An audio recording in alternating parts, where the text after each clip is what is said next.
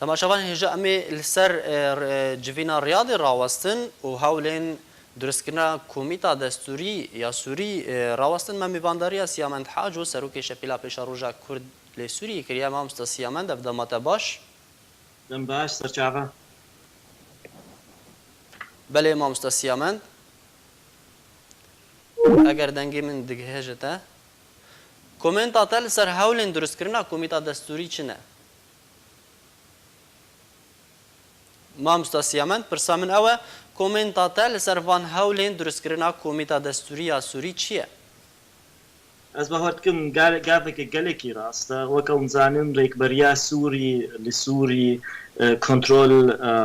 وندا کریا و ت علیه لشکری نظام رژیم رو پیش کوی و جلو ماجی افتنی ری مای براستی دموکراسی هلو دنگیمتی؟ بله ما مستدنگیت دیگه افری تانی های دموکراتی وری سوری اون زانن پیلک دمستورا یو ان محاوله دیگه گو سوری بین رونن بنظامی را و از بهور دیگم گاوات حالیه گو هکا ریکبری بخوازه گو هرتم چه به ریا دستوری جوین چه به بنج بوی دستوری و از هیوی دیگم افتشتها ناكي ببه هناكي زحمتي هيش بر وكون زانن سيلاشن يش بوي دستوري كوميتا دستوري حاضر دبن يك جي ريكبرجا سوريا يا دوا كوميتك جالي دمستورا بينجه كاس نبيشنار كرن ريكبري بينجه كاس و بينجه كاس جالي نظامي جبر له هناكي زحمته جبر تلتك تاني نظامه وجبر له أصبح ناكم نظام زو بزو حاضر بيش بوي واقفتو گويش بوي دستوري باشه ما مستا هبونا کردان د کمیته دستوری ده دوی بچه رنگی به؟ أصبح كردوش داليا بحاضر بن جالي كيفا جالي ريكبرجا سوري هاي الحليا دستيا بلند وبينجه كسي بيش ناركي د کرد ناوانا که ده هنج علیه دی و دمستورا جی بینجه کسی وی پیشنهار که وک ام زانن چار حتی پنج کس کردنی د گروپا دمستورا ده حاضر به او کسی دمستورا پیشنهار که بهتر کسی سربخونه یه جواکا سویلن از باورد کن که مایی هفت حتی هشت کرد وی حاضر ببن باشه او هجمار جسد و پنجی کسان انگوسی کمیتن هر کمیته کی پنجی کسن جسد و پنجی کسان هشت کرد بسن از باورد کن نبسن بس وکم زانن نه افصد و پنجه کس وی گفتگویش بوی دستوری بکن جوا صد و پنجه کسی و چلو پنج اینه هلبجارتن و از باورد کن دور دوی هجمارا کرده پروتسنتی واکی مای و مصدر به كيماي الصديد ده از بهار كمي كرد حاضر بن كوميتي دو اف نبدلي مايات بهار يامدا كيما بس باشترش تني باشا لغور نارينا تا تدبينا كو اف دستوري يكار جرته كرين و بكارتشنا نو پیشکش بکا انگو جواز دستوری کفن از نزانم چا در باس به بس هیوی مهنا گوهرتنک چه به و هیوی مهنا اف دستوران نوری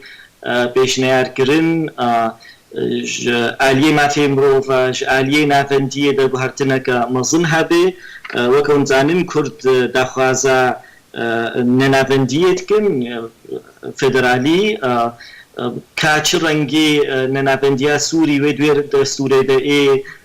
پارستن ام نزانن سرمد مینه براستی چی کاریت کن هکا کاری ما باش به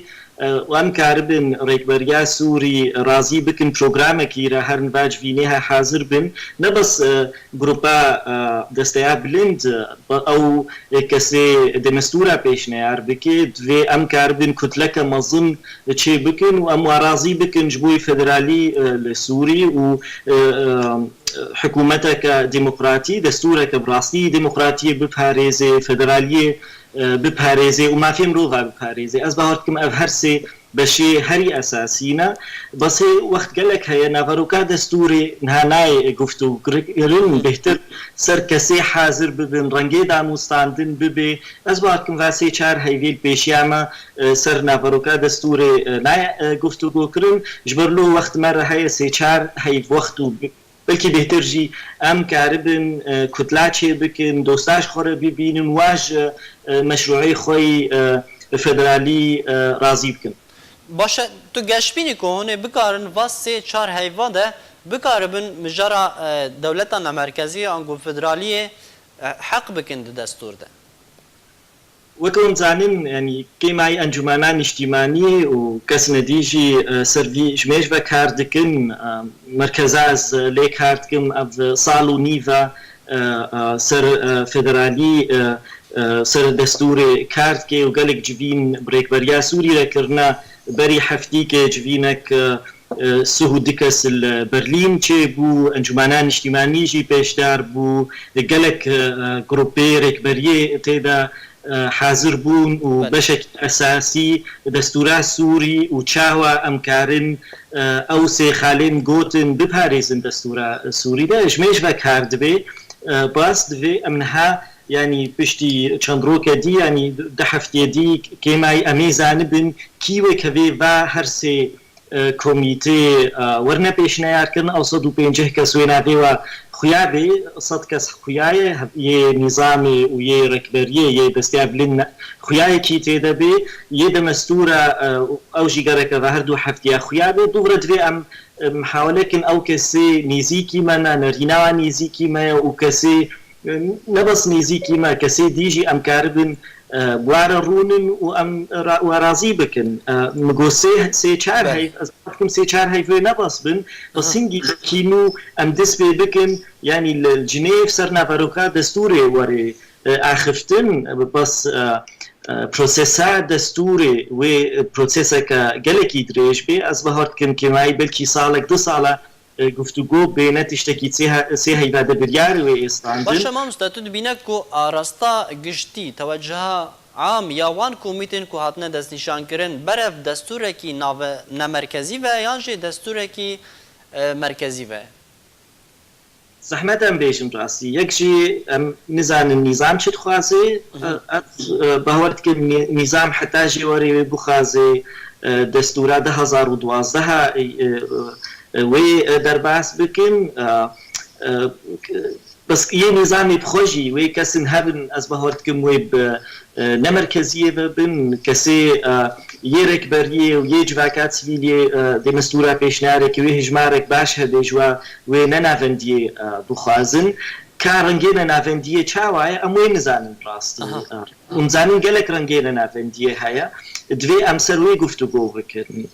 دوی ام میزنن هریم و چاوا لب اینا هف پارکرن و دستلاتی و هریما چه به حکومتا وری و پارلمنتاری بی یعنی رئاسی بی افهمو گفتگون افهمو خالد دوی ام سروا گفتگو بکن بس وكم قوتي دوی ام نها كاريخوا بكن وبراستي يعني افخالن کو تنها باس کرین تنها کسی گفتگو نکرنه تنی و پشتی کو کومیت ورن دست نشان کرن و بین ورن گفتگو کرن راستا حتى انها كوميتا بس وكم قوتي دعال يا نافي واخويايا ناف تسليمي دمستورا كرنا هي دمستورا كوميتا خوا نافي وانا كي نداي خويا كرن خويات كي هناكي مشكله جي هايش بدي مسؤولات في حمله اليا راضي بكي چي نافي بدي خويا كرن جو هیچ کسی او پیشنهاد که بهتری وانا که حوالی نظامینا یعنی رکبری بخوشی پارچه گروپا موسکو هیا یا قاهره هیا ائتلاف هیا دوی حمو آلیا راضی بکی جواکات سویل لیه سر بخواه هنا جبرلو هنه کی زحمت براسی ده مسئوله و پینجه کسی هنا که باشه اگر هیا کو پیاده جی دناف کومین دناف وره هون وکو انا کسی در باسی وی کمیته ببین از باور ناکم پیاده در باس ببی کسنا بناف سر بخوا نیزی کیوا بلکی در باس ببین بس از حتانها ناوی امزانن ناوی یه دمستوره یه سەرواتی قالکردن تکەسی پێدێنینە کەسن هەنە نزیکی ئیداراوانە بەسنا ئیدارێدا کار دکن نەرینێ واناکە نزیکی پێدێنە بەس هەوالی پێدێ و هەوالی ئیدارێ کەس نینە دوا کۆمیتێ یعنی ئەگەر هەیە دناف کۆمیتên civaka sivîl de derbas bibin دەرباس بن و لۆتەنێ دەرباس بن یعنی هەیەکی رازی نە hûn wek wane kesî نەوەکەم گوت ئەو کەسی هەنەی ئیدارێنە و نەی پێدێنە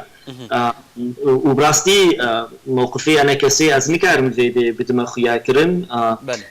و ئەز ئەنە کەسێ تجارە تشتی ئەتزانم داخوایانیەوە نەگوتنە ئەم قبول ناکن پێدێ حاضر ببێ